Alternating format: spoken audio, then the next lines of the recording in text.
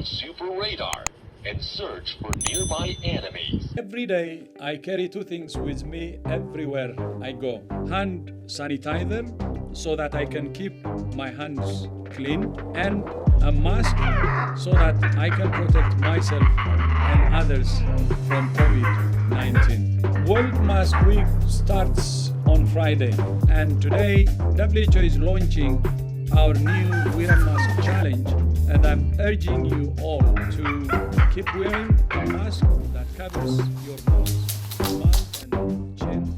Keep physical distancing, keep cleaning your hands, keep away from big crowds, and keep covering your mouth. You can do it all. We all need to play a role in breaking the chains of transmission and bringing this pandemic under control. By wearing a mask, you're not only protecting yourself, you're sending a message of solidarity and protecting other people, especially those most vulnerable.